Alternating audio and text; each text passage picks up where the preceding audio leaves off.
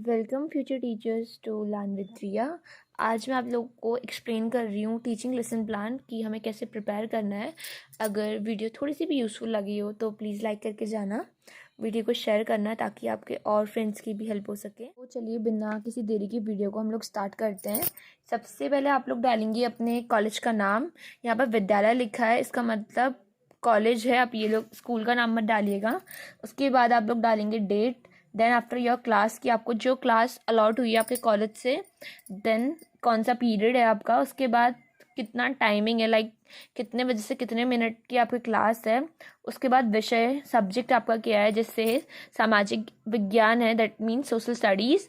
उसके बाद आप लिखेंगे सब सब्जेक्ट मतलब होता है कि आप उसमें से क्या पढ़ा रहे हैं, हिस्ट्री, ज्योग्राफी और सिविक्स। उसके बाद आप लिखेंगे आपका टॉपिक क्या है। आप लिखेंगे सामान्य उद्देश्य, दैट मीन जनरल ऑब्जेक्टिव्स क्या क्या हैं आपके बच्चों को एसएसटी पढ़ाने के। उसके बाद नीचे लिखेंगे आप स्पेसिफिक ऑब्जेक्टिव्स कि आप किस मोटिव से बच्चों को पढ़ा रहे हो। उसके बाद जो भी टीचिंग मटेरियल आपने यूज़ किया है, लाइक श्यामपट्ट, that means black board, chalk, duster, जो जो आप लोग यूज़ कर रहे हैं उसको आप लोग लिखोगे।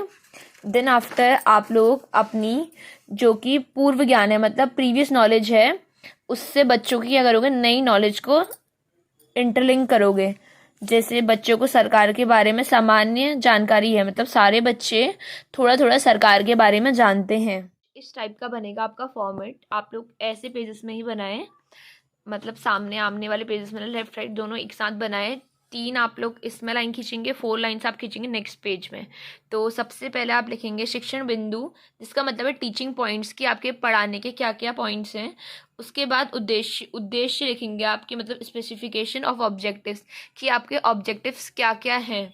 उसके बाद आप लिखोगे छात्र अध्यापक का क्रिया है, मतलब जो आप टीचर हैं, मतलब आप स्टूडेंट टीचर हैं तो आप क्या पढ़ा रहे हो, आपकी वो क्रियाएं लिखेंगे। उसके बगल में आप लिखोगे छात्र छात्राएं क्रियाएं कि जो आप बच्चों से पूछ रहे हो तो बच्चे इसका क्या रिस्पॉन्स कर रहे हैं, आप लोग नेक्स्ट लिखेंगे। उसके बाद आप लिखोगे जो भी मेथड्स या टेक्निक्स जो भी आपने यूज़ करी है बच्चों को पढ़ाने के लिए वो लिखोगे। उसके बाद आप यहाँ पर बनाएंगे ब्लैक बोर्ड, लाइक श्यामपट्ट लिखा है मैंने यहाँ पर। उसके बाद आप लिखेंगे मूल्यांकन, दैट मीन्स इवोल्यूशन। क्योंकि आप अपने लेसन प्लान को कैसे स्टार्ट करेंगे, सबसे पहले आप लिखेंगे प्रस्तावना प्रश्न कि आप इसमें क्या होता है, प्रस्तावना प्रश्न में होता है कि आप बच्चों के पुराने ज्ञान को नए ज्ञान में जोड़ते हैं, पूर्व ज्ञान को नवीन ज्ञान से जोड़ेंगे, ठीक है। तो उसके लिए टीचर जो है बच्चों से कुछ क्वेश्चंस करेगी, जैसे ये मतदान का अधिकार किसे होता है, मतलब वोट डालने का अधिकार किसको होता है। तो बच्चे आंसर करेंगे कि मतदान का अधिकार जनता को होता है। तो ये बच्चों ने सिंपल आंसर किया, तो आप मतलब अज्यूम करके लिखेंगे कि बच्चे ये आंसर देंगे। उसके बाद नेक्स्ट क्वेश्चन, जनता की वास्तविकता किसके द्वारा की जाती है, तो लिखेंगे बच्चे बोलेंगे सरकार के द्वारा। देन आफ्टर सरकार के द्वारा जनता के लिए क्या क्या कार्य होते हैं, तो बच्चे अपने हिसाब से उसके उत्तर देंगे। उसके बाद आप लास्ट में उनसे क्वेश्चन करेंगे सरकार क्या है, तो बच्चे शांत हो जाएंगे, कुछ आंसर नहीं देंगे। अब लिखेंगे उद्देश्य कथन, उसमें आप लिखेंगे विद्यार्थियों आज हम सरकार क्या है के विषय में विस्तार पूर्वक जानेंगे। और नेक्स्ट आप यहाँ पर क्या लिखेंगे, बच्चे क्या कहेंगे, बच्चों से आप बोलेंगे विद्यार्थी ध्यानपूर्वक सुनेंगे। तो यहाँ पर क्या होगी, कथन विधि। और यहाँ पर कौन सी विधि हुई, आपके प्रश्न उत्तर विधि, आपने प्रश्न पूछे और बच्चों ने उत्तर दिया। तो इसी के साथ आपका फर्स्ट पेज कंप्लीट हुआ। नेक्स्ट पेज में आप लिखेंगे यहाँ पर सरकार क्या है।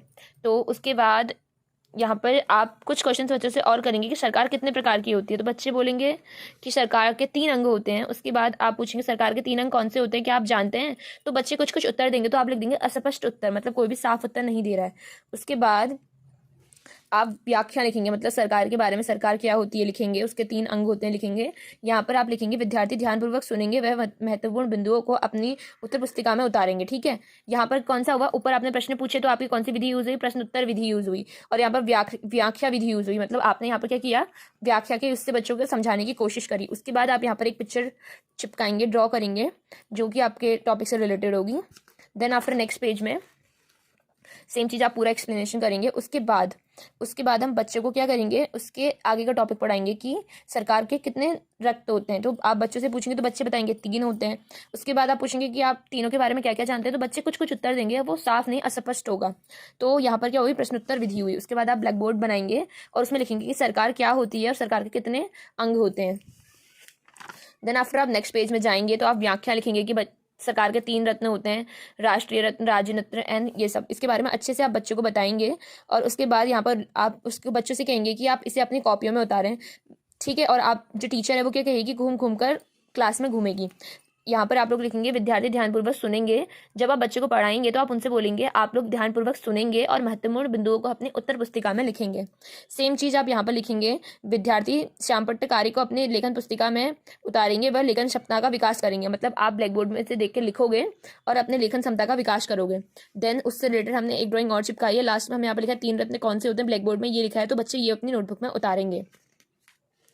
उसके बाद यहाँ पर आप लास्ट में जो आपने पूरा पढ़ाया है उससे ये करेंगे, बच्चों से प्रश्न पूछेंगे कि सरकार के 3 अंग कौन से होते हैं, उनका नाम बताएं। बच्चे उत्तर देंगे।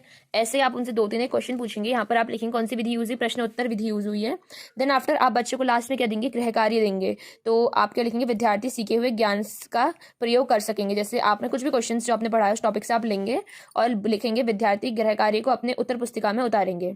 आई होप आप लोगों को वीडियो यूजफुल लगा हो। वीडियो यूजफुल लगा हो तो प्लीज़ मेरे चैनल को सब्सक्राइब करें, वीडियो को लाइक करें। Thank you for watching.